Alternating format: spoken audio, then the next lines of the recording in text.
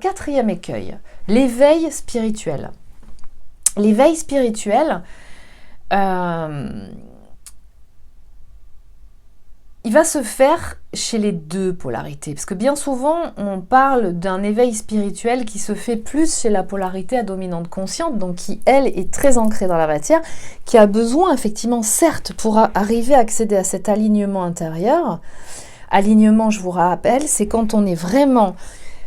toute la Kundalini bien ouverte, donc les systèmes, les centres énergétiques bien équilibrés, connectés au plan supérieur et bien ancrés à la Terre.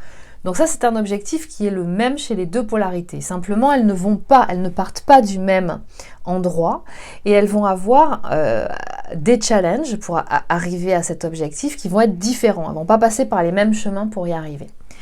Donc l'éveil spirituel, il va pas être que pour la polarité à dominante consciente qui, elle, est très ancrée, a besoin justement de s'ouvrir, de développer son intuition et de développer la confiance dans tout ce système et cette canalisation de tout ce qui est impalpable. C'est-à-dire, grosso modo, il va falloir qu'elle arrive à ce moment où il faudra plus qu'elle attende qu'on lui envoie un fax pour passer à l'action. D'accord ? Il va falloir qu'elle capte et qu'elle canalise que tous les signaux sont au vert pour y aller, même si on ne lui a pas fait un GPS tracé au cordeau, à savoir à l'heure près et au jour près, où est-ce qu'elle va s'arrêter, comment ça va se passer et par quel chemin c'est le mieux de passer. Il va falloir qu'elle apprenne à être beaucoup plus souple et beaucoup plus...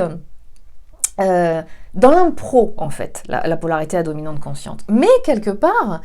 cet éveil spirituel, il va aussi être amené quelque part chez la polarité à dominante subconsciente. On dit que la polarité à dominante subconsciente, donc d'énergie yin, elle est beaucoup plus spirituelle. C'est l'entité du duo, de la dyade, qui est beaucoup plus spirituelle. Dans le sens, c'est vrai, où elle est... beaucoup plus connectée au plan supérieur, d'accord ? C'est-à-dire que grosso modo, les deux sont initiés de la source. Il y en a une qui est vraiment complètement incarnée dans son expérimentation terrestre, et qui donc est très reliée au langage de la matière et dans cette incarnation terrestre, et qui en connaît, qui maîtrise vraiment le langage et toutes les codifications, et qui a oublié la reliance à la source, d'accord ? Et il y a la polarité à dominante subconsciente qui, elle, c'est comme si elle ne s'était pas décrochée d'en haut, elle a du mal à se connecter à la Terre, d'accord ? Mais les deux viennent du même endroit.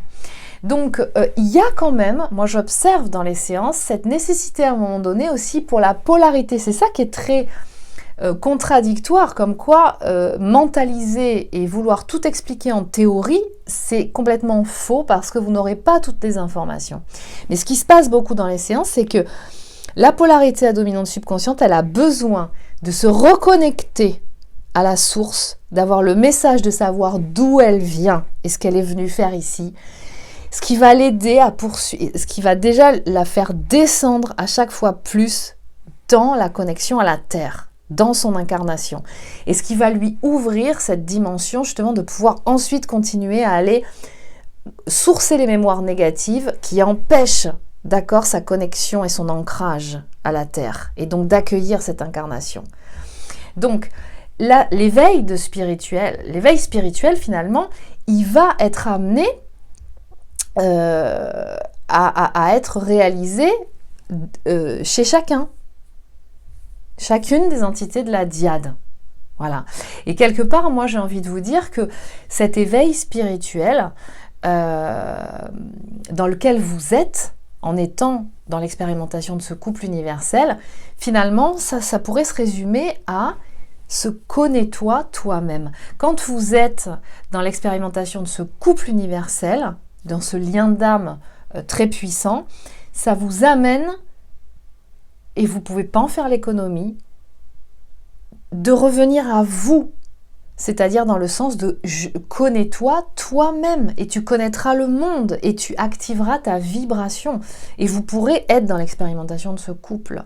Mais si vous ne passez pas par ce retour à vous-même, à vous connaître, à savoir quelles sont vos sensibilités, quels sont tous vos potentiels, vos différents potentiels, vos bouquets d'intelligence. Et j'en parle ainsi dans les profils de haut potentiel.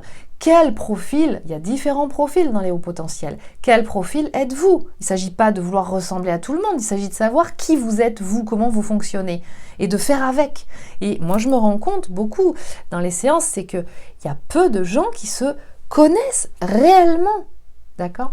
Donc ce travail-là, finalement, l'expérimentation de ce couple, vous pouvez lui dire merci parce que ça vous amène par la force des choses, quelque part, à être dans ce connais-toi toi-même. Donc c'est ça finalement, l'éveil spirituel.